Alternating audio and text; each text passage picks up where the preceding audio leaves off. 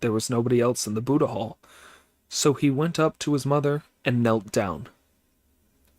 She told him to take off his shoes and socks and saw that one toe was indeed missing from his left foot. The pair of them hugged each other and cried again. Then they bowed to the abbot to thank him for his kindness in bringing the boy up. "I'm worried that the villain may get to know of your reunion," said the abbot, "so you had better go back as quickly as you can to avoid trouble." "My son," said Miss Yin, "I shall give you a sandalwood bracelet. You must go to a place called the 10,000 Flowers Inn to the northwest of Hangzhou, which is about 500 miles from here, where we left Madame Zhang, your paternal grandmother. I shall also write you a letter that you must take to the house of the minister Yin Kaishan, which lies to the left of the palace, inside the capital city of the Tang Emperor. He is my father. Give him this letter and ask him to submit a memorial to the Tang Emperor, asking him to send horse and foot to capture or kill that bandit. Then your father will be avenged and your mother will be rescued. I must stay no longer, as I am afraid that evil man may be suspicious if I am late back." She left the temple and went back in her boat. Xuanzang returned to the temple in tears and told the abbot that he was leaving at once for Hangzhou. When he reached the 10,000 Flowers Inn, he said to the innkeeper, Liu II, "How is the mother of the prefect Chen of Zhengzhou, who is staying at your inn?" "She used to stay here," replied the innkeeper. "She went blind, and as she didn't pay any rent for 3 or 4 years, she now lives in a ruined tile kiln near the southern gate and begs in the streets every day to keep herself alive. That official went away a very long time ago, and she hasn't heard from him to this day, though I don't know why." On learning this, he asked the way to the ruined tile kiln at the southern gate and found his grandmother. "You sound like my son, Qin Wangri," said his grandmother. "I'm not Qin Wangri. I'm his son. My mother is Miss Yin Wenqiao."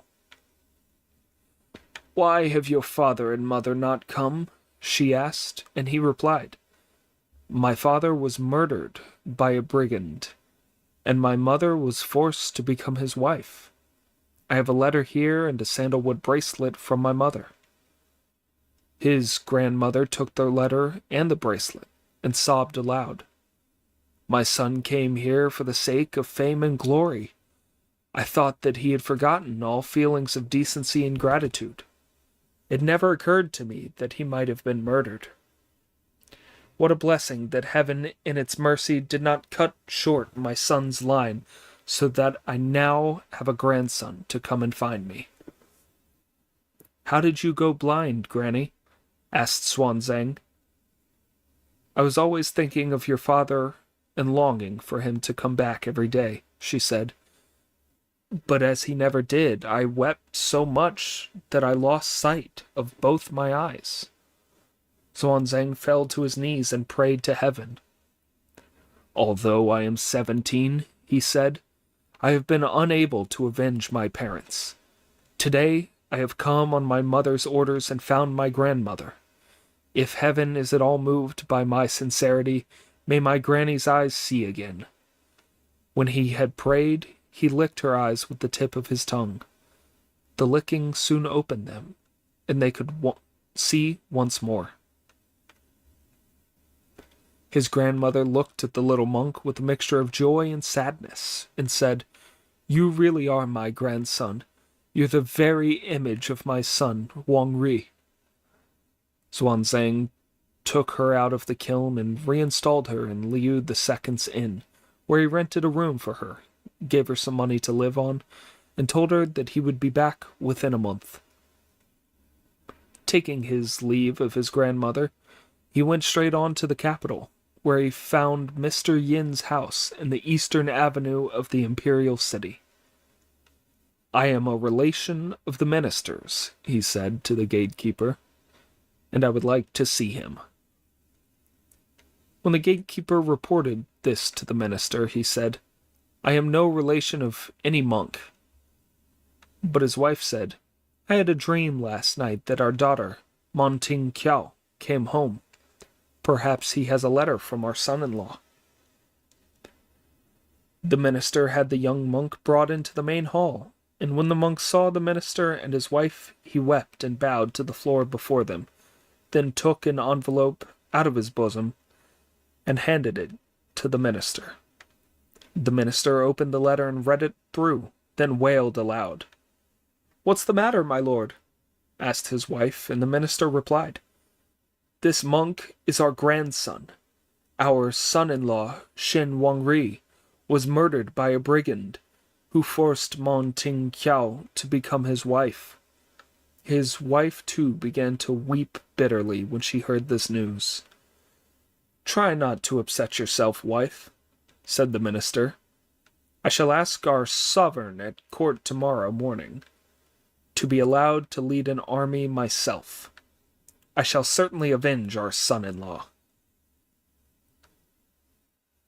The minister went to court the next day and wrote in a memorial to the Tang Emperor, "Your subject's son-in-law, the top graduate Shin Wangri, was murdered by the boatman Liu Hong while going with his family to take up his office at Jiangzhou, and my daughter was forced to become his wife. This Liu Hong has usurped office for many years by masquerading as my son-in-law. This constitutes treason. I beg your majesty to dispatch horse and foot at once to destroy this rebellious brigand." The Tang Emperor was so angry when he read this that he ordered Minister Yin to set off at the head of 60,000 men of the Imperial Guard. The minister left the court with the decree and went to the parade ground to muster the soldiers before setting out for Jiangzhou. By setting out at dawn every day and not stopping till night, they traveled as fast as a shooting star or a flying bird, and before they realized it, they reached Jiangzhou, where Minister Yin's army camped on the northern bank. That night he sent a messenger with a gold-inscribed tablet to summon the deputy prefect and the district judge of Jiangzhou. Minister Tin explained the situation to them and told them to call out their troops to help him. They crossed the river together and surrounded Liu Hong's yamen before dawn. Liu Hong, who was still in his dreams, heard the sound of cannon and the beating of drums and gongs. When the soldiers rushed his residence, he was helpless and soon captured.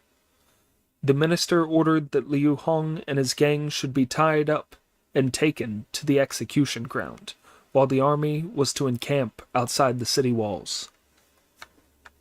The minister went into the main hall of the yamen and asked his daughter to come out and see him. His daughter, who had been longing to go out, felt too ashamed to face her father, and so was on the point of hanging herself. When Zhuangzhang learned of this, he went as fast as he could to save her, fell on his knees, and said, "Your son and my grandfather have come here with an army to avenge my father. That brigand has been arrested, so there is no need at all for you to kill yourself. If you die, mother, I won't be able to stay alive." The minister, too, came into the residence to talk her out of it. "They say that a woman should only have one husband in her life," she said to them. "I was bitterly grieved at the death of my husband at that brigand's hands, and could not bear the disgrace of marrying his murderer. But as I was carrying my husband's child, I had to swallow the shame of staying alive. Now, thank goodness, my son has grown up, and my father has brought an army to avenge my husband. But how could I have the face to see you? The only way I can make up for it to my husband is to kill myself." "My child," said the minister, "this was not a case of abandoning morality for the sake of material gain. You acted under duress, and did nothing to be ashamed of." Father and daughter then embraced each other and wept, while Zhuangzhang sobbed too. "There is no need for the two of you to be so distressed," said the minister, wiping away his tears. "Today I have captured our enemy, that rebel, and now I must deal with him." He got up and went to the execution ground. As it happened, the assistant prefect of Zhangzhou had sent constables to arrest the other pirate, Li Biao, and they brought him in.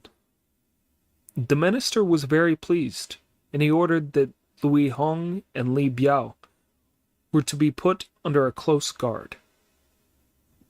They were each given 100 strokes of the heavy pole, and statements were taken from them about how and why they had committed the wicked murder of Qin Wangri. Then Li Biao was nailed on a wooden donkey and pushed to the marketplace, where he was sliced into 1,000 pieces, after which his head was hung on public display. Liu Hong was taken to the Hongjiang estuary, where he had murdered Qin Wangri. The minister, his daughter, and Zhuangzhang went to the riverside, where they made offerings and libations to the emptiness, and cut out Liu Hong's heart and liver while he was still alive, to sacrifice to Qin Wangri. They also burnt a funerary address. The bitter lamentations of the three of them startled the underwater palace. A patrolling Yaksha demon handed the funerary address to the Dragon King. When he read it, the Dragon King sent Marshal Turtle to ask Qin Wanri to come and see him. "Congratulations, sir, congratulations," said the Dragon King. "Your lady, your son, and your father-in-law are all sacrificing to you on the bank. I shall now return your soul to you and give you an as-you-will pearl, 2 rolling pearls, 10 pieces of mermaid silk, and a belt of jade studded with pearls. Today you will be reunited with your wife, your son, and your mother." Qin Wangri bowed to him over and over again to express his gratitude. The Dragon King then told a Yaksha to take Qin Wangri's body out to the estuary, where he was to return to the soul to it. And the Yaksha obediently went off. When she had wailed for her husband and sacrificed to him, Miss Tin tried to jump into the water to drown herself, but with a desperate effort, Zhuangzhang managed to keep hold of her. Just at this tense moment, they saw a corpse floating towards the bank. Miss Yin, rushing forward to see who it was, recognized it as that of her husband and started a great wailing. Everyone else had now come up to look, and they saw Qin Wangri open his fist and stretch his foot as his body gradually began to move. Suddenly, he sat up, to their great astonishment. He opened his eyes, and the first thing he saw was his wife, his father-in-law, and the young monk all weeping beside him. "What are you all doing here?" he asked. "After you were killed, I gave birth to this son," replied his wife. "And by a piece of good fortune, he was brought up by the abbot of the Jinshan temple. When he came to find me, I sent to see my father, and when my father knew what had happened, he submitted a memorial at court and brought an army here to arrest your murderer, whose heart and liver we have just plucked from his living body to sacrifice to you. But how is it that your soul has been returned to you, husband?" "It is all because we bought and released that golden carp when we were staying at the 10,000 Flowers Inn.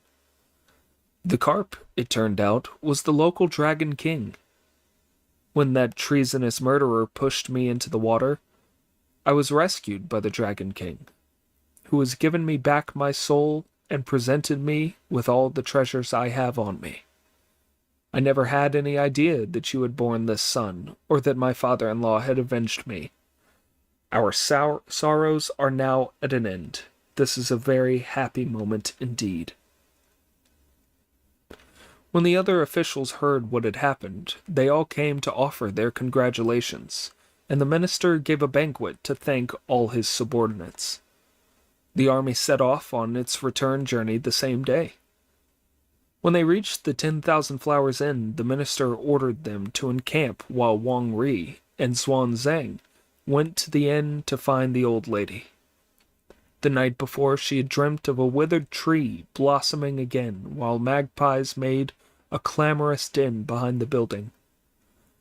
"Perhaps my grandson has come," she thought, and while the words were still in her mind, she saw Wang Ri and his son at the gate of the inn. "Isn't this my grandmother?" said the little monk, and the moment Wang Ri saw his aged mother, he kowtowed to her. Mother and son embraced in tears.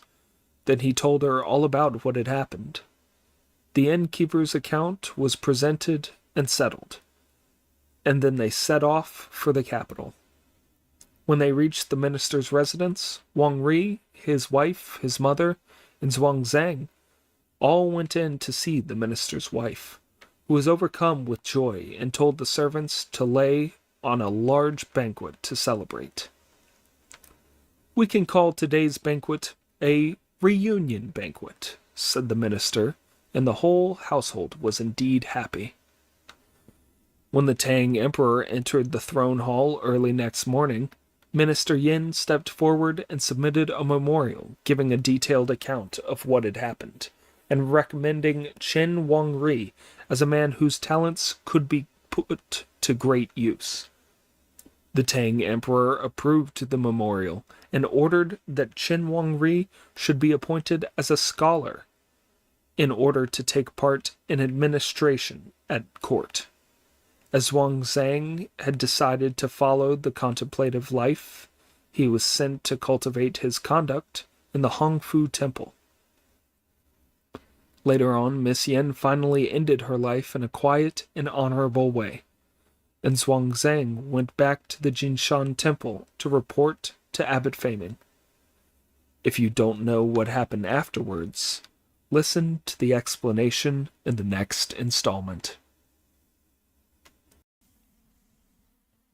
Chapter 10.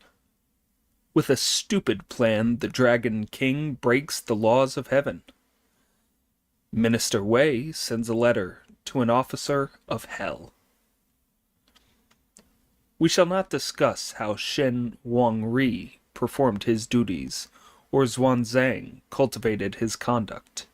Instead, we shall talk about two wise men who lived beside the banks of the river Xing, outside the city of Chang'an.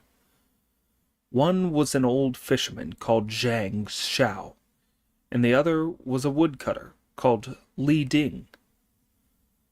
They were both advanced scholars, who had never taken the official examination, lettered men of the mountains. One day, when Li Ding had sold his load of firewood and Zhang Xiao had sold his basketful of carp in Chang'an City, they went into a tavern, drank till they were half tipsy, and strolled slowly home along the banks of the Xing, each holding a bottle in his hand. "Brother Li," said Zhang Xiao, "it seems to me that people who struggle for fame kill themselves for it. Those who compete for profit die for it. Those who accept honors sleep with a tiger in their arms. And those who receive imperial favors walk around with snakes in their sleeves. Taking all in all, we are much better off living free among our clear waters and blue hills. We delight in our poverty and follow our destinies." "You are right, Brother Zhang," said Li Ding. But your clear waters have nothing on my blue hills. Your blue hills are not a patch on my clear waters, retorted Zhang Shao. And here's a lyric to the tune of The Butterfly Loves the Flowers to prove it. The skiff is tiny amid the misty expanse of waves. Calmly I lean against the single sail, listening to the voice of Zishi the Beauty. My thoughts and mind are cleared, I have no wealth or fame, as I toy with the water weed and the rushes. To count a few gulls makes the journey happy. In the reedy bend under the willow bank, my wife and children smile with me. The moment I fall asleep, wind and waves are quiet. No glory, no disgrace, and not a single worry. Your clear waters are no match for my blue hills, said Li Ding. And there is another lyric to the same tune to prove it. It goes, the cloudy woods are covered with pine blossom. Hush! Hear the orioles sing, as if it played a pipe with its cunning tongue. With touches of red and ample green, the spring is warm. Suddenly, the summer's here as the seasons turn. When autumn comes, the look of things is changed. The scented chrysanthemum is enough for my pleasure. Soon the cruel winter plucks all off. I am free through 4 seasons, and nobody's beck and call. You don't enjoy the good things in your blue hills that I do on my clear waters, replied the fisherman. And I can prove it with another lyric to the tune of The Partridge Heaven. In this magic land we live off the cloudy waters. With the sweep of the oar, the boat becomes a home. We cut open the live fish and fry the green turtle, as steam coils from the purple crab and the red shrimps bubble. Green reed shoots, sprouts of water lilies, better still, water chestnuts and the gorgon fruit. Delicate lotus roots and seeds, tender celery, arrowhead, reed hearts, and bird glory blossom. Your clear waters cannot compare with my blue hills when it comes to the good things they provide, said the woodcutter, and I can cite another lyric to the tune The Partridge Heaven as evidence. Mighty crags and towering peaks reach to the sky. A grass hut or a thatched cottage is my home. Pickled chicken and duck are better than turtles or crabs. Roebuck, boar, venison, and hare beat fish and shrimps. The leaves of the tree of heaven, yellow chinaberry sprouts, and even better, bamboo shoots and wild tea. Purple plums and red peaches, ripe gages, and apricots. Sweet pears, sharp jujubes, and osmanthus blossom. Your blue hills are really nothing on my clear waters, replied the fisherman, and there is another lyric to the tune Heavenly Immortal. In my little boat I can stay where I like, having no fear of the many misty waves. Drop the hook, cast wide the net to catch fresh fish.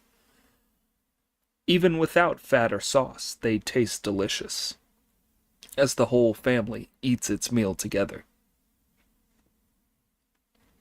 When there are fish to spare, I sell them in Shanghai market, to buy good liquor and get a little drunk.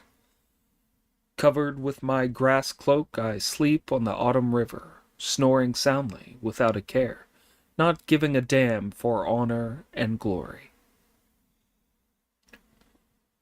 Your clear waters still aren't as good as my blue mountains, came back the woodcutter. And I, too, have a heavenly, immortal lyric to prove it. Where I build a little thatched hut under the hill, the bamboo, orchid, plum, and pine are wonderful. As I cross forests and mountains to look for dry firewood, nobody asks awkward questions, and I can sell as much or as little as the world wants. I can spend the money on wine and I'm happy, content with my earthenware bowl and china jug. When I've drunk myself blotto, I lie in the shade of a pine. No worries, no books to balance. What do I care about success or failure? Brotherly, said the fisherman, you don't make as easy a living in the hills as I do on the water, and I can prove it with a lyric to the tune, The Moon on the West River. The smartweed's flowers are picked out by the moon, while the tangled leaves of rushes sway in the wind.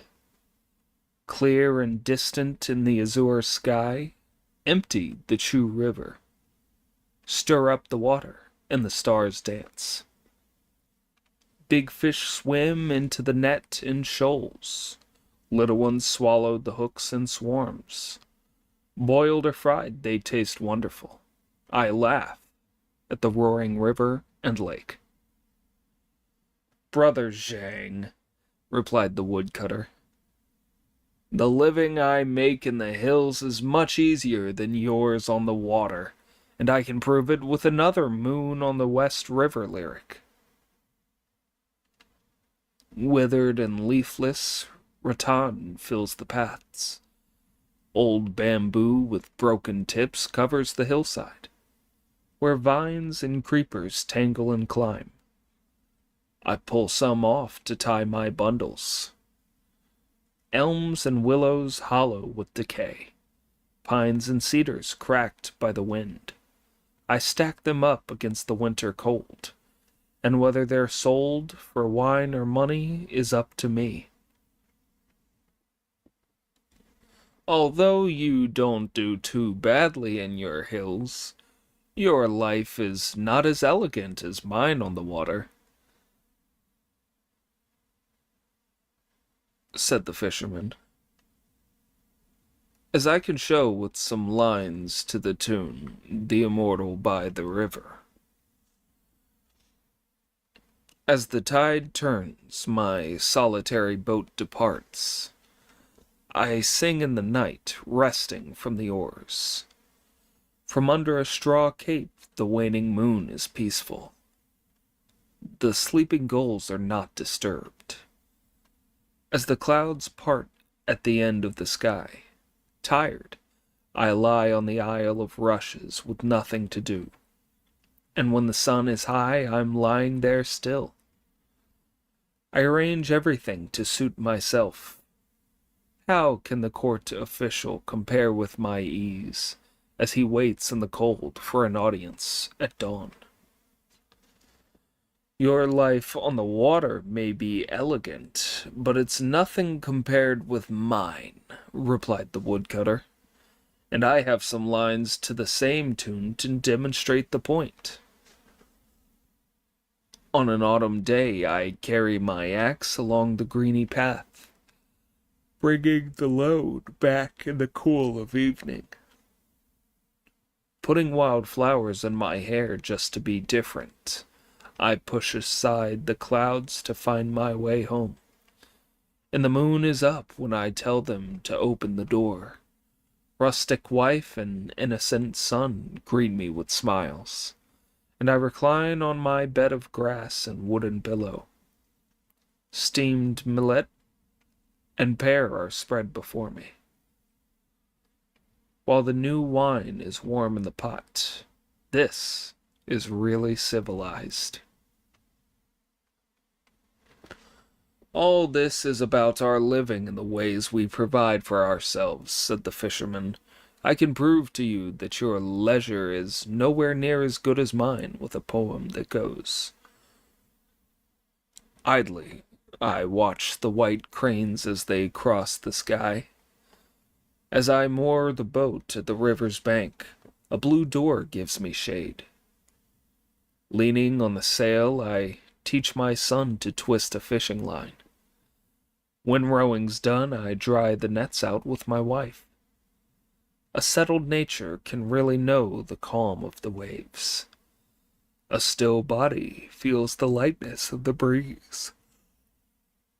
Always to wear a green straw cape and a blue straw hat is better than the purple robes of the court. Your leisure doesn't come up to mine, replied the woodcutter. As this poem I shall now recite demonstrates.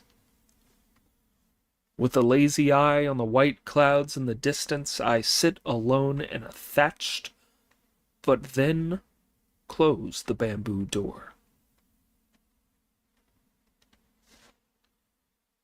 When there's nothing to do, I teach my son to read. Sometimes a visitor comes and we play a game of chess. When I'm happy, I take my stick and walk, singing along the paths, or carry my lute up the emerald hills. Grass shoes with hempen thongs, a cloak of corsessed cloth, a mind relaxed, better than wearing silk. Li Ding, said the other. How truly it can be said of us that by reciting some verses we become close friends. What need for golden wine cups and a sandalwood table? But there is nothing remarkable in just reciting verses. What would you say if we made couplets in which we contributed a line about our lives as fisherman and woodcutter?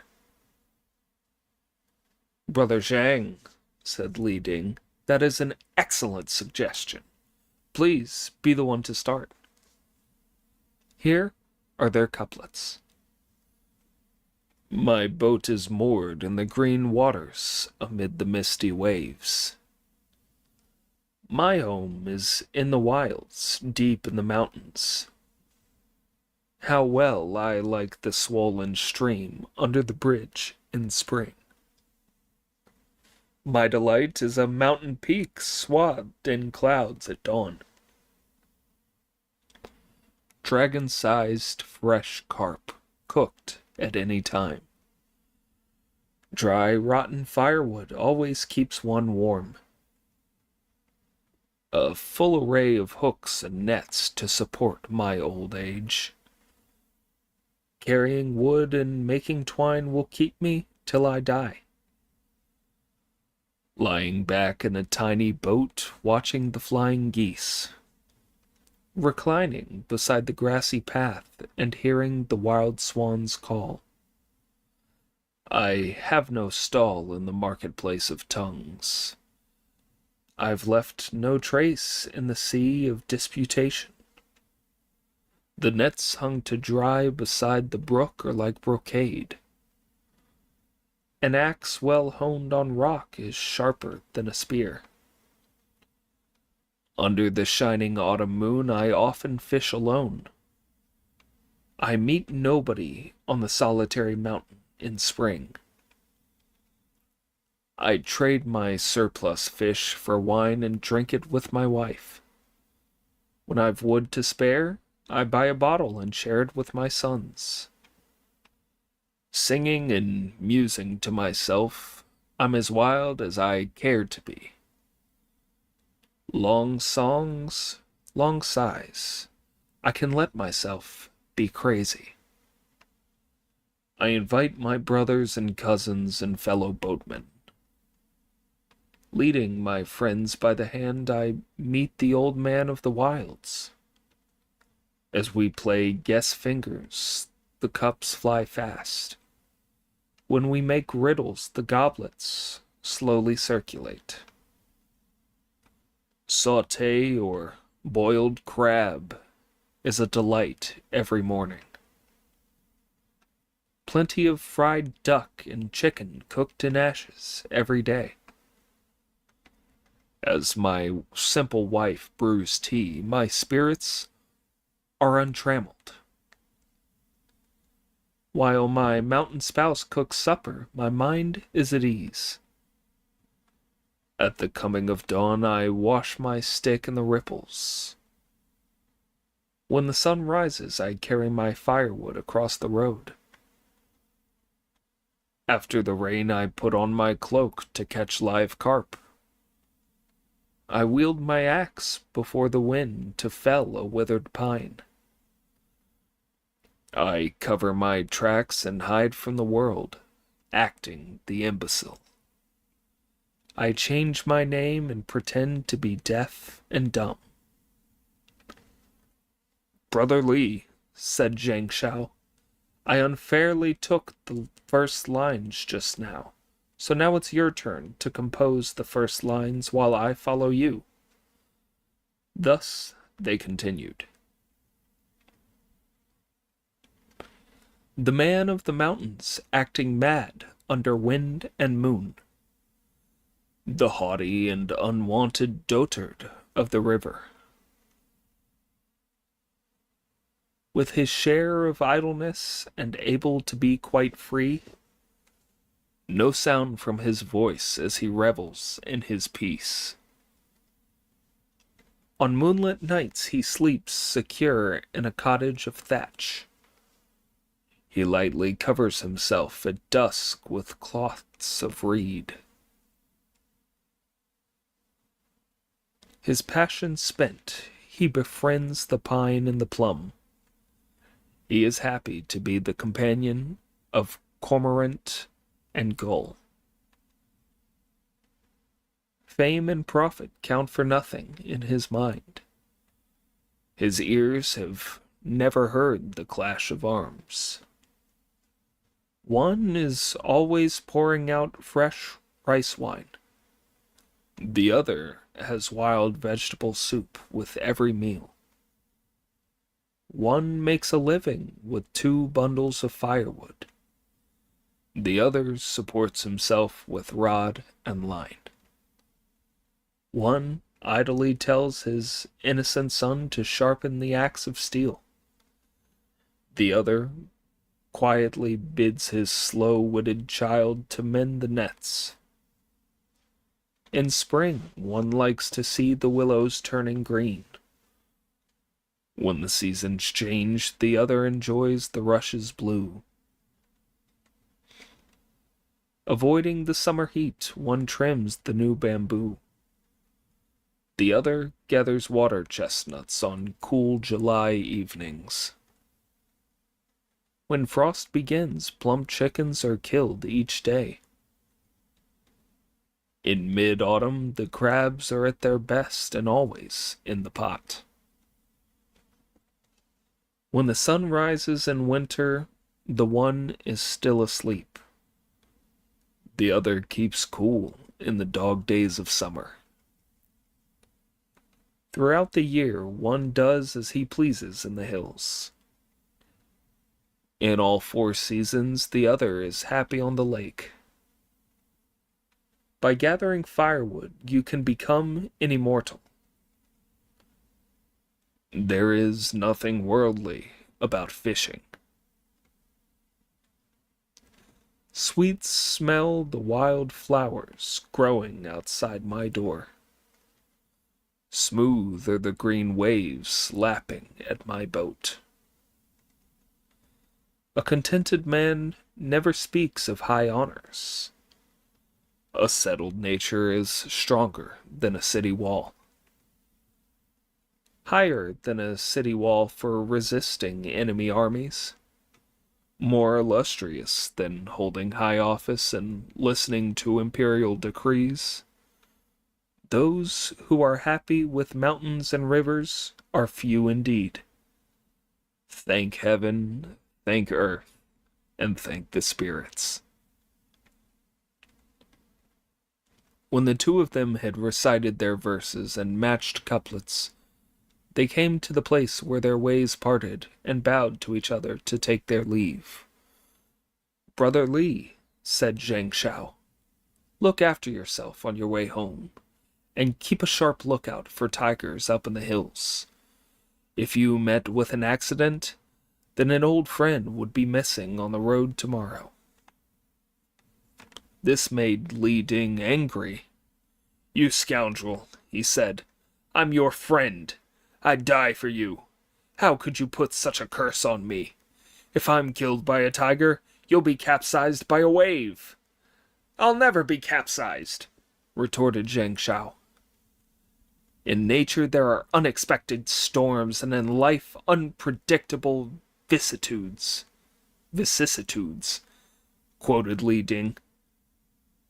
"So how can you be sure you'll never have an accident?" "Brother Zhang," replied the fisherman, "despite what you just said, it's your life that's insecure, whereas my life is certain. I'm sure that I shan't have an accident." "Your life on the water is very dangerous and insecure," said the woodcutter. "So how can you be so certain?" "There's something you don't know," said Zhang Shao. "Every day I give a golden carp to the fortune teller on the West Gate Street in Chang'an, and he passes a slip into my sleeve telling me I'll catch something every time, provided I go to the right place. I went to buy a forecast from him today, and he told me that if I cast my nets to the east of the bend in the Jing River and lowered my lines on the western bank, I would be bound to get a full load of fish and shrimps to take home. Tomorrow I shall go into town to sell them to buy wine, and we can continue our talk then, brother." With this, they parted. How true it is that if you talk on the road, there will be someone listening in the grass. A patrolling yaksha from the Jing River Palace overheard Zhang Shao's remarks about always catching fish and rushed straight back to the Palace of Crystal to make an urgent report of disaster to the Dragon King. "What disaster?"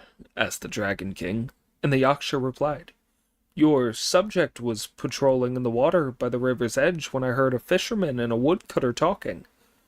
Just when they were parting, they sounded very dangerous. The fisherman said that there is a soothsayer on West Gate Street in Chang'an City whose predictions are very accurate. The fisherman gives him a golden carp every day, and he hands the fisherman a slip saying he'll catch fish at every attempt. If his calculations are so accurate, won't all we water folk be wiped out? Shall we fortify the water palace, or shall we make some leaping waves to strengthen your majesty's prestige?" The Dragon King seized his sword in a great rage, intending to go straight to Chang'an City and destroy this fortune-teller. But then his dragon sons and grandsons, shrimp officials, crab soldiers, shad generals, mandarin fish ministers, and carp premier submitted a joint memorial that read, "We beg your majesty not to act in anger. As the saying goes, words overheard are not to be trusted. If your majesty were to go now, you would have to be accompanied by clouds and helped by rain. And if this frightens the common people of Chang'an, heaven may take offense. Your majesty is capable of making all sorts of transformations, and of appearing and vanishing unexpectedly. So you should change into a scholar for this visit to Chang'an." If you find that it is true, you will be able to punish him at your leisure. And if it turns out to be false, you will avoid killing an innocent man." Taking their advice, the Dragon King put aside his sword, and without raising clouds or rain, he climbed out on the back, shook himself, and turned into a scholar dressed in white. He was handsome and noble, towering into the clouds. His step was stately, and he observed the rules of conduct. In his speech he showed his respect for Confucius and Mencius. His manners were those of the Duke of Zhao and King Wen. He wore a gown of jade-green silk, a cloth wrapped casually around his head. Once on the road, he strode straight to West Gate Street in Chang'an City, where he saw a crowd of people pushing and shouting. One of them was proclaiming grandiloquently, "He who was born under the dragon will clash with the one who belongs to the tiger." Although the cyclical characters are supposed to be in concordance, I'm afraid that the year planet may be offended by the sun. As soon as he heard this, the Dragon King knew that this was the place where fortunes were told, so he pushed through the crowds to look inside. He saw 4 walls covered with pearls, a room full of silken embroideries, incense ever rising from a burner, clear water in a porcelain pot.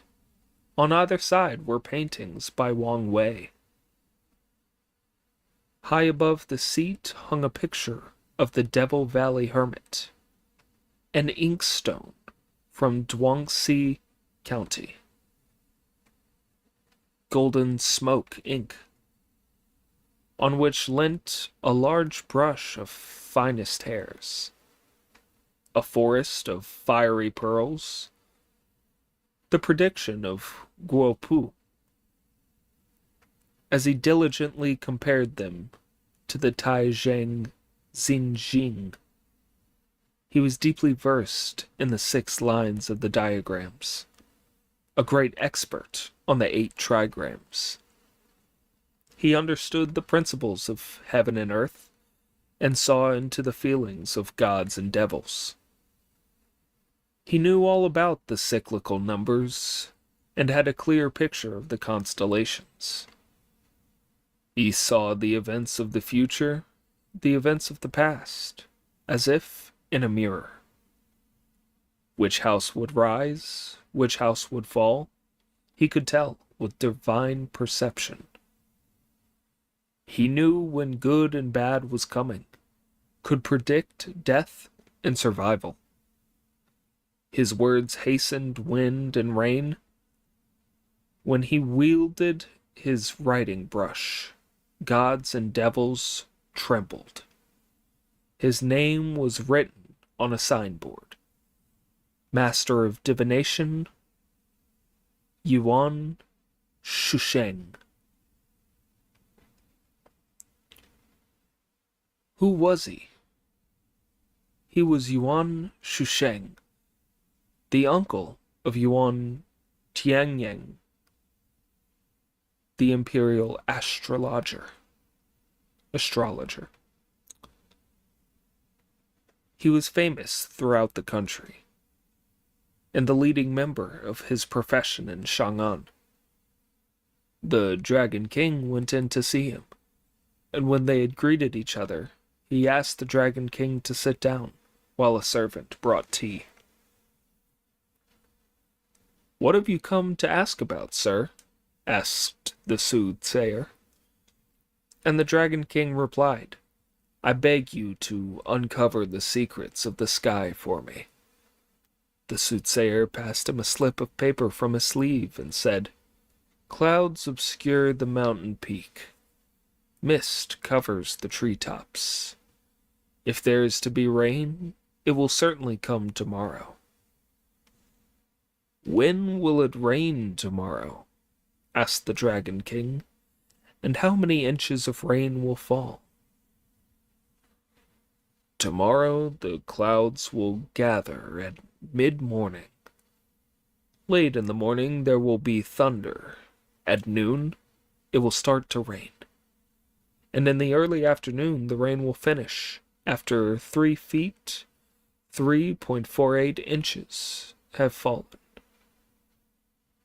replied the soothsayer. I trust that you are not fooling, said the Dragon King. If it rains tomorrow at the time and to the depth you have predicted, I shall pay you a fee of 50 pieces of gold. If it does not rain, or if it does not rain at the time and to the depth you say it will, then I'm telling you straight that I'll smash up your shop front, tear down your sign, and wrung you out of Chang'an, so that you won't be able to deceive the people a moment longer. That is entirely up to you, replied the other cheerfully. We shall meet again tomorrow after the rain. The Dragon King took his leave and went back to his watery palace from Chang'an. The greater and lesser water spirits greeted him with the question, How did your Majesty's visit to the soothsayer go? It was all right, he replied, but he was a smooth-tongued fortune-teller. When I asked him when it would rain, he said tomorrow. When I asked him what time of day it would be and how much would fall, he said that at mid-morning the clouds would gather, late in the morning it would thunder, at noon it would start to rain, and early in the afternoon it would stop raining. He also said that 3 feet, 3.48 inches would fall. I made a wager with him that if his prediction turned out to be true, I'd give him 50 ounces of gold. But if he got it all wrong, I'd smash up his shop front. I'd drive him out, so that he wouldn't be able to deceive the public any longer. The watery tribe laughed and said, Your Majesty is the General Superintendent of the 8 rivers and the great dragon god of the rain, so only you can know whether there will be rain. How dare he talk such nonsense? That fortune-teller is bound to lose, absolutely bound to. Just as all the dragon's sons and grandsons were laughing and talking about this, with the fish ministers and crab soldiers, a shout was heard from the sky. Dragon King of the Jing River, prepare to receive an imperial decree. They all looked up and saw a warrior in golden clothes coming towards the watery palace with a decree from the Jade Emperor in his hands. This alarmed the Dragon King, who straightened his clothes, stood up solemnly, burnt incense, and received the decree. The gold-clad warrior returned to the sky. Giving thanks for the imperial grace, the Dragon King opened the letter and read, We order the superintendent of the 8 rivers to travel with thunder and lightning and succor the city of Chang'an with rain. The time and amount on the decree were exactly the same as those foretold by the soothsayer, which so startled the Dragon King that he passed out. When he came round a moment later, he said to the watery tribe, How can there be a man of such powers in the mortal world? He is really someone who knows everything about heaven and earth. I'm bound to be beaten by him. Your Majesty should not worry, submitted General Shad in a memorial. There will be no difficulty about beating him. Your subject has a humble plan that I can guarantee will shut that scoundrel's mouth. When the Dragon King asked what the plan was, the general replied, Make it rain at the wrong time, and not quite enough, so that his predictions are wrong, and then you will surely beat him. There will be nothing to stop you smashing his sign to smithereens and running him out of town." The Dragon King accepted his advice and stopped worrying. The next day he ordered Viscount Wind, Duke Thunder, the Cloud Youth, and Mother Lightning to go to the sky above the city of Chang'an. He waited till late in the morning before spreading the clouds, unleashed the thunder at noon, started the rain in the early afternoon, and stopped it in the late afternoon, when only 3 feet and .4 inches had fallen. He had thus changed the times by 2 hours and reduced the amount of rain by .08 inches. After the rain, he dismissed his generals and his hosts and put away his clouds. Then he changed back into a white-clad scholar and charged into Yuan Shusheng's fortune-telling stall on West Gate Street. Without even asking for an explanation, he smashed up Yuan's sign. His brush, his inkstone, and everything else, while the fortune-teller remained calmly in his chair without moving. The Dragon King brandished the door in the air, ready to hit him with it, and began to pour abuse on him. "You evil man, with all your reckless talk about blessings and disasters, you stinking deceiver of the masses, your predictions are false, and you talk nonsense. You got the time and the amount of today's rain quite wrong, but you still sit there so high and mighty. Get out at once if you want me to spare your life." Yuan Shusheng, who was as calm and unfrightened as ever, looked up to the sky with a mocking smile. "I'm not afraid," he said. "I'm not afraid. I've committed no capital offense, but I fear that you have. You may be able to fool the other people, but you can't fool me. I know who you are. You're no scholar. You're the Dragon King of the River Jing. You flouted a decree of the Jade Emperor by changing the time of the rain and cutting down the amount, which is a crime against the laws of heaven. I'm afraid that you're for the executioner's blade on the dragon-slicing scaffold. Are you going to keep up that abuse of me?" On hearing this, the Dragon King trembled from fear, and his hair stood on end. Dropping the door at once, he straightened his clothes and made gestures of submission, kneeling to the soothsayer and saying, "Please do not be angry with me, sir. I was only joking. I never thought that it would be taken seriously. Whatever am I to do if I have broken the laws of heaven? I beg you to save me, sir.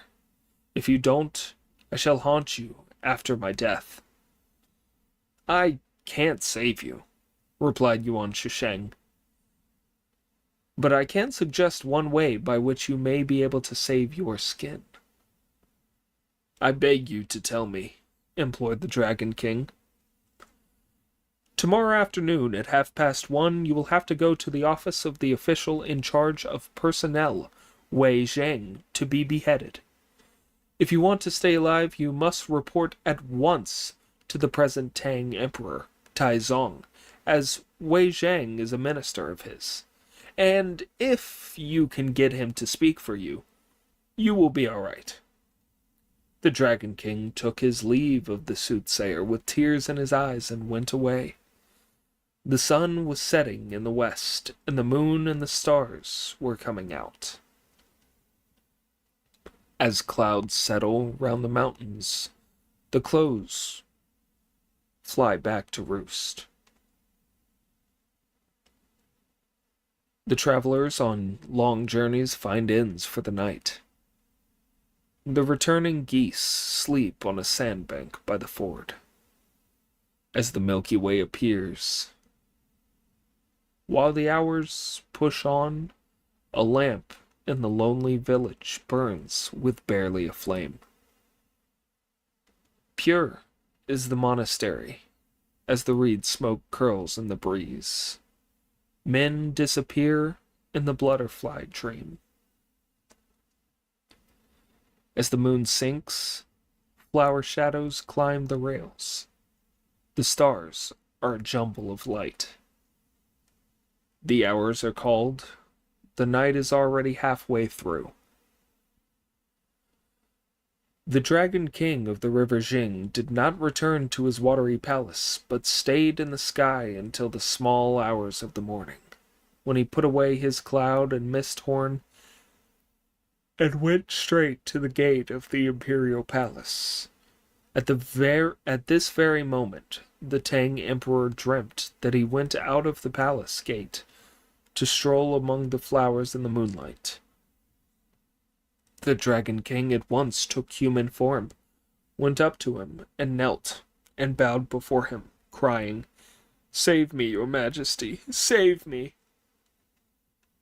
"Who are you, that we should save you?" asked Taizong. "Your majesty is a true dragon," replied the Dragon King, "and I am a wicked dragon, as I have offended against the laws of heaven. I am due to be beheaded by your majesty's illustrious minister, Wei Zheng, the official in charge of personnel. So I have come to beg you to save me." "If you are supposed to be beheaded by Wei Zheng, we can save you, so set your mind at rest and go along now," said the Tang Emperor. The Dragon King, who was extremely happy, kowtowed in thanks and went away. Taizong remembered this dream when he woke up. It was now 4:30 in the morning, so Taizong held court before the assembled civil and military officials. Mist wreathed the palace gates. Incense rose to the dragon towers. In the shimmering light, the silken screen moves. As the clouds shake, the imperial glory spreads. Monarch and subject as faithful as Yao and Shun.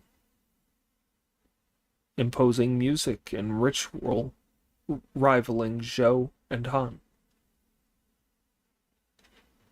Pages hold lanterns. Palace women hold fans in brilliant pairs. Pheasant screens, unicorn halls, shimmering everywhere.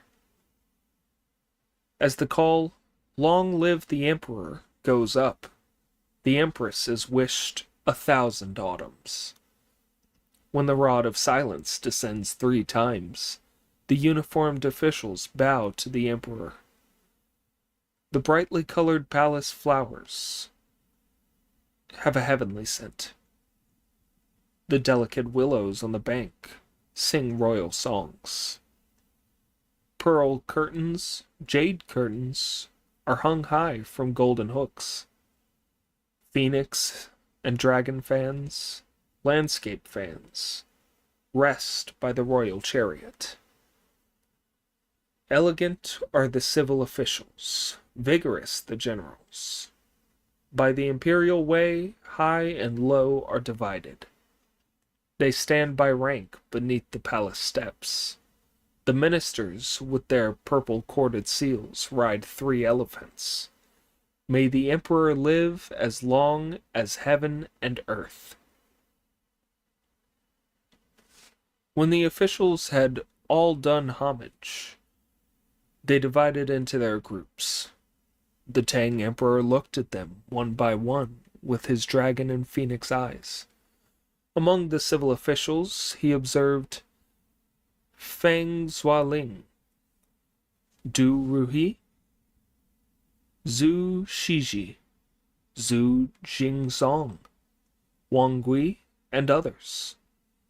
And among the official military officers, he saw Ma Sanbao, Duan Zhixian, Yin Kaishan, Cheng Yaojin, Liu Hongzhi, Hu Jingde, and King Shubao, among others. Every one of them was standing there solemnly and with dignity, but he could not see Minister Wei Zhang among them. He summoned Zhu Shiji into the palace hall and said to him, "We had a strange dream last night, in which a man came and bowed to us, claiming that he was the Dragon King of the river Jing. He had broken the laws of heaven and was due to be beheaded by the official in the personnel department, Wei Zhang. He begged us to save him, and we agreed. Why is it that the only official missing at court today is Wei Zhang?" "If this dream is true," replied Zhu Shiji, "Wei Zhang must be summoned to the palace, and your majesty must not let him out of doors. Once today is over, the Dragon King will be saved." The Tang Emperor was overjoyed, and he sent a personal aide with a decree summoning Wei Zhang to court. That night the minister Wei Zhang had been reading the stars in his residence, and was just burning some precious incense, when he heard a crane calling in the sky.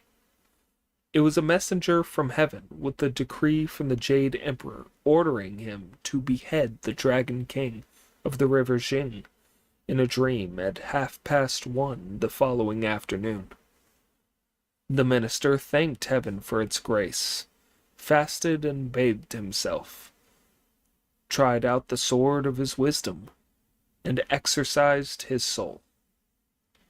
This was why he did not go to court.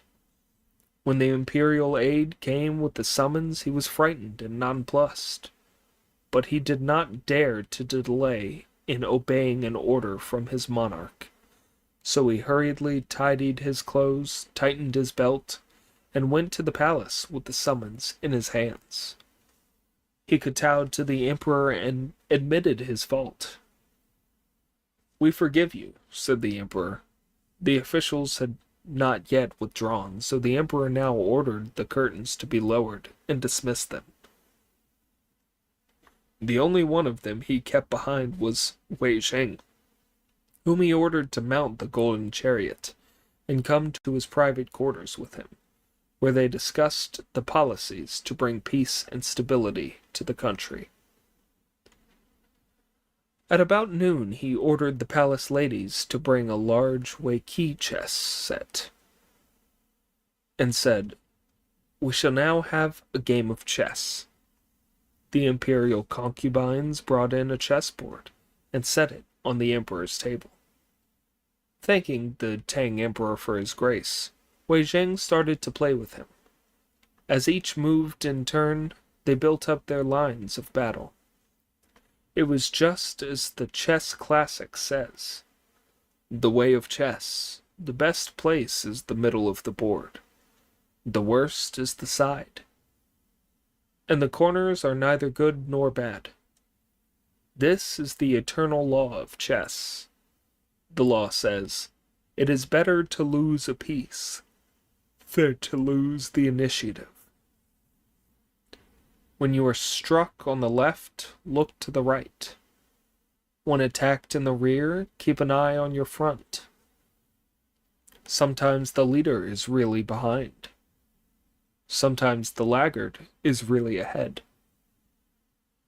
If you have two live areas, do not let them be severed. If you can survive as you are, do not link up. Do not spread yourself out too thinly. Do not crowd your pieces too closely. Rather than being niggardly with your pieces, lose them and win the game. Rather than moving for no reason, it is better to strengthen your position. When he has many and you have few, concentrate on survival. When you have many and he has few, extend your positions. The one who is good at winning does not have to struggle. The one who draws up a good position does not have to fight. The one who fights well does not lose. The one who loses well is not thrown into confusion. Open your game with conventional gambits, and end by winning with surprise attacks. When the enemy strengthens himself for no apparent reason, he is planning to attack and cut you off. When he abandons small areas and does not rescue them, his ambitions are great. The man who places his pieces at random has no plans. The man who responds without thinking is heading for defeat. The Book of Songs says, "Be cautious and careful, as if you were walking on the edge of a precipice." This is what it means. There is a poem that goes, "The board is the earth, the chessmen heaven, the colors positive and negative. When you reach that subtle state when all the changes become clear, you can laugh and brag about the chess-playing immortals." As sovereign and minister played their game of chess, it was 1:30. Although the game was not over, Wei Zhang slumped down beside the table and started to snore, fast asleep. "Worthy minister," said Taizong with a smile, "you have exhausted your mind in strengthening the country, and tired yourself out building the empire. That is why you have fallen asleep without realizing it." The emperor said no more and let him sleep. Not long afterwards, Wei Zhang woke up, prostrated himself on the floor, and said, "Your subject deserves 10,000 deaths. I fell asleep without knowing what I was doing, and I beg your majesty to forgive your subject's criminal discourtesy to his sovereign." "What criminal discourtesy have you committed?" the emperor asked. "Rise and take the pieces off the board so that we may start again."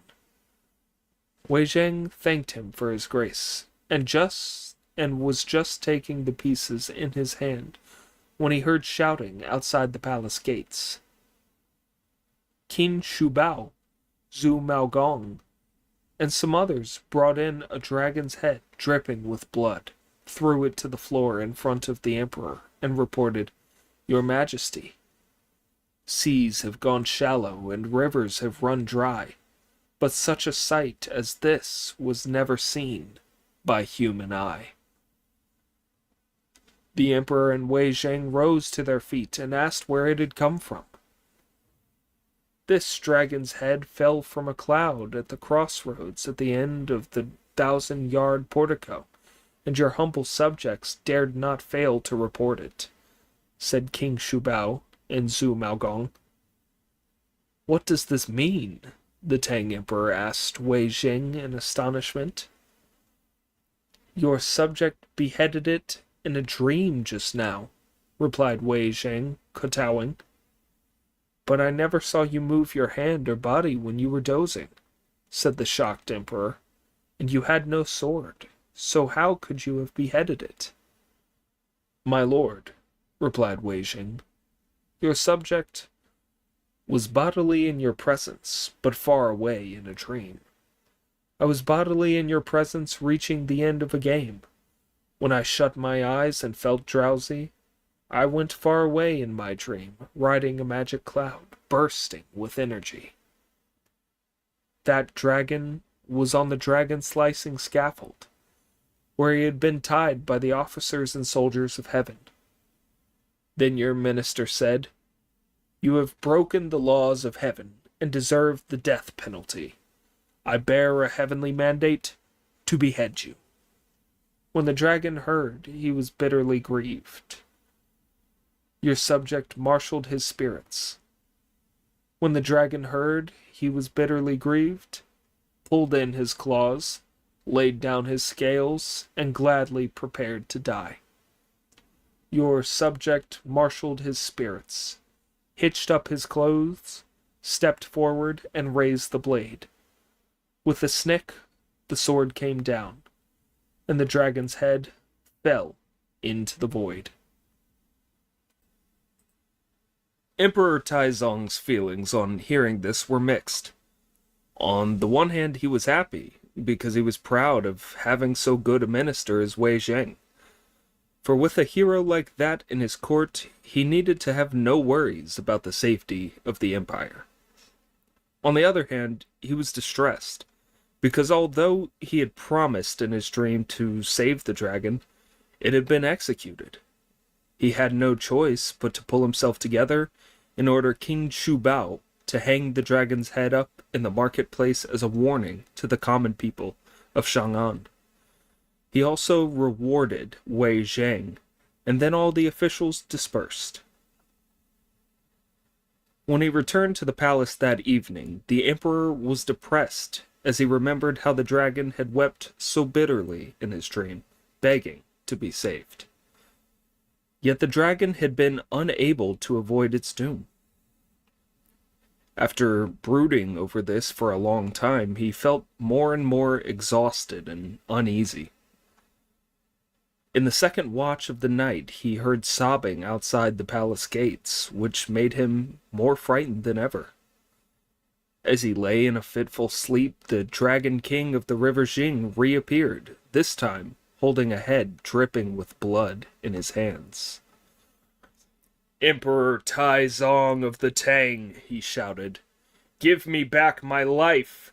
Give me back my life! Last night you were full of promises to save me, so why did you double-cross me yesterday and order Wei Zheng, the official in charge of personnel, to behead me? Come out, and we shall go to the King of Hell's place to have this out." He pulled at the emperor's clothes and would not stop shouting. Taizong could find nothing to say, and struggled so hard to get away that he was pouring with sweat. Just at this moment, he saw fragrant clouds and colored mists to the south. A female immortal came forward and waved a willow twig, at which the headless dragon went off to the northwest, weeping pitifully. This immortal was the Bodhisattva Guanyin, who had come to the east in obedience to the Buddha's decree to find the man to fetch the scriptures. She was now staying in the temple of the tutelary god of Chang'an when she heard the devilish howling, and she came to chase away the wicked dragon. The dragon then went down to hell to submit a full report. When Taizong woke up, he shouted, "A ghost! A ghost!" The empresses of the three palaces, the imperial consorts and concubines of the 6 compounds, the attendants, and the eunuchs were all so terrified by this that they lay awake trembling for the rest of the night. Before long, it was 4:30, and all the military and civil officials were waiting for the morning court outside the palace gates. When dawn came and the emperor had still not come to court, they were so frightened that they did not know what to do.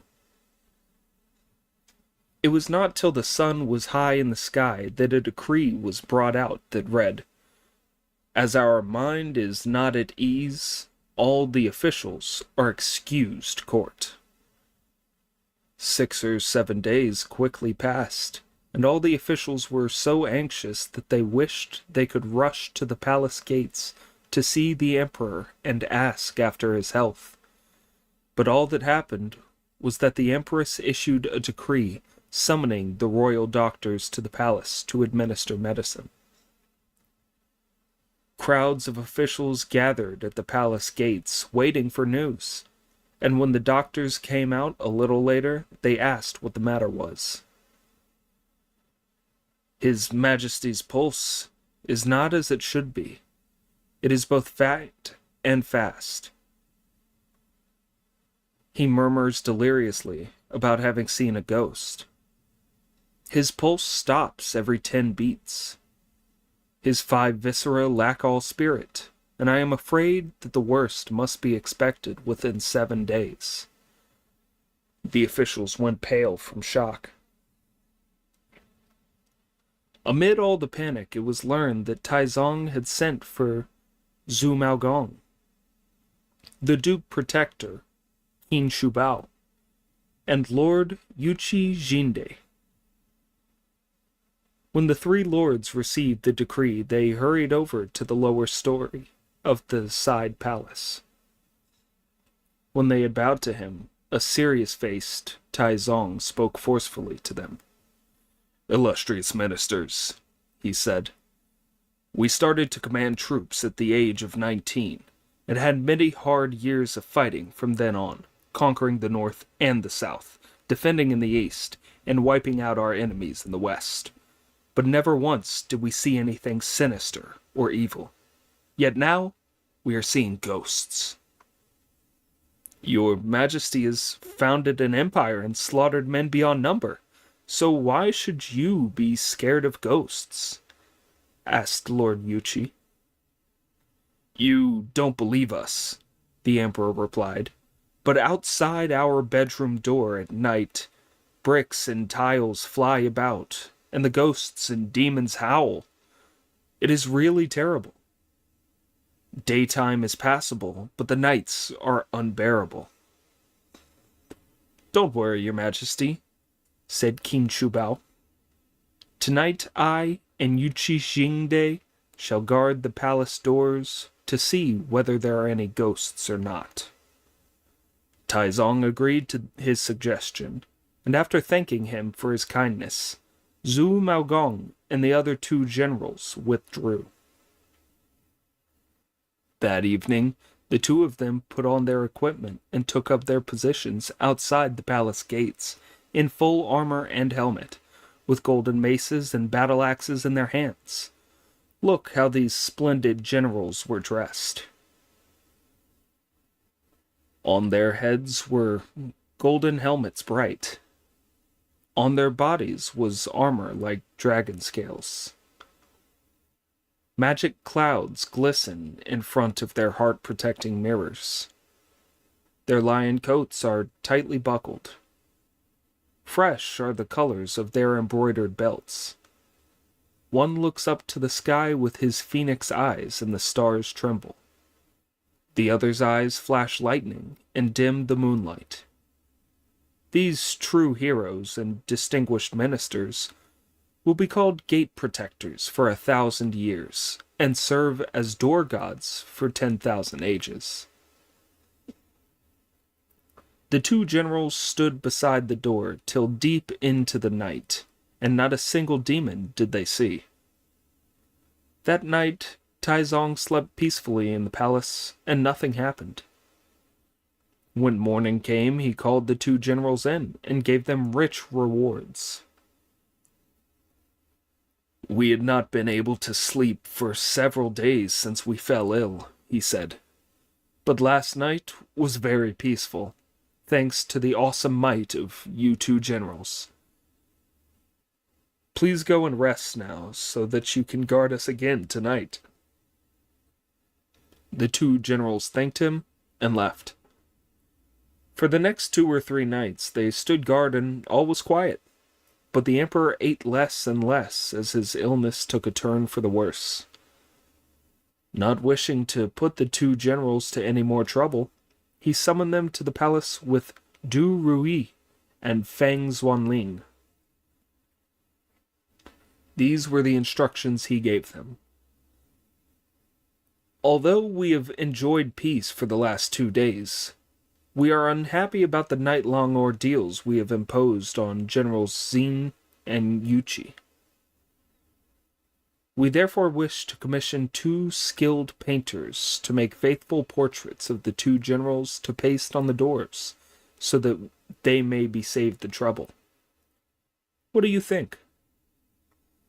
In obedience to the imperial decree, the officials chose 2 men who could draw a good likeness, and the 2 generals wore their armor as before while they were painted.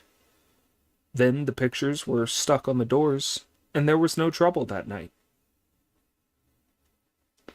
The next 2 or 3 days were peaceful too, But then the emperor heard bricks and tiles banging and crashing once again at the Hozai gate.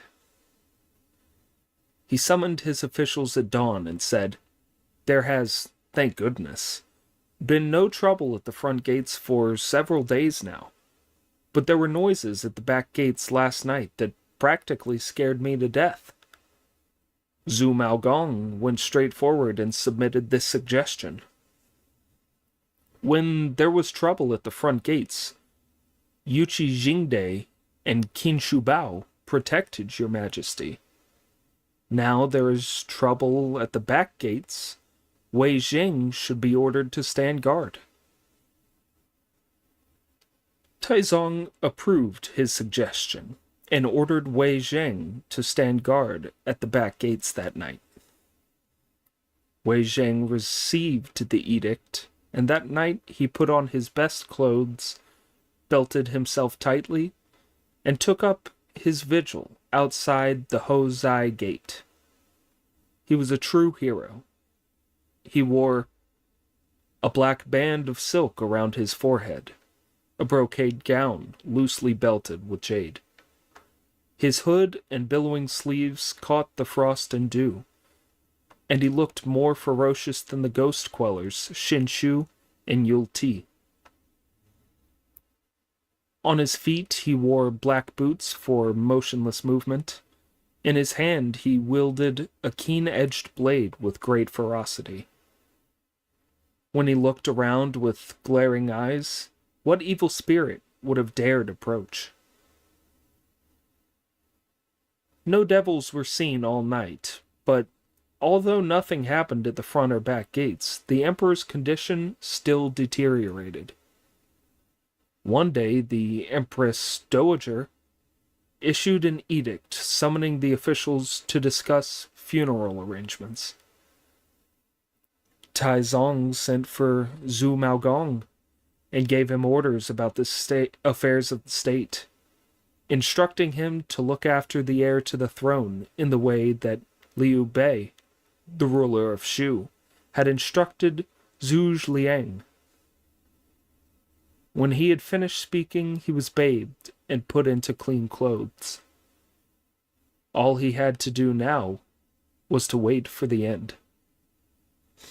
Then in rushed Wei Zhang, who grabbed hold of his dragon robes and said, "Do not worry, your majesty. I can ensure your majesty long life." "The disease has reached my heart," replied the emperor, "and my life will end at any moment now. So how can you save it?" "Your subject has a letter here," said Wei Zheng, "that I am offering to your majesty to take with you to the underworld and give to Kui Zhu, the judge of Fengdu." "Who is this Kui Zhu?" asked the emperor. "He was one of the officers of your majesty's exalted predecessor. From being magistrate of Xizhou, he was promoted to be vice president of the Ministry of Rights. When he was alive, he and I were close friends. Now that he is dead, he is in charge of the registers of birth and death in the underworld as judge of Fengdu, and he often comes to see me in my dreams. If you take this letter with you on your journey and give it to him, he is bound to allow your majesty to come back out of consideration for your humble servant. I can guarantee that your majesty's soul will return to the sunlight, and the dragon continents will certainly return to the imperial capital." Taizong took the letter and put it in his sleeve. Then he shut his eyes in death. The empresses, consorts, and imperial concubines of the 3 palaces and the 6 compounds, the palace servants, the heir to the throne, and the civil and military officials all grieved and dressed in mourning. The imperial coffin lay in state in the White Tiger Hall. If you don't know how Taizong came back to life, listen to the explanation in the next chapter.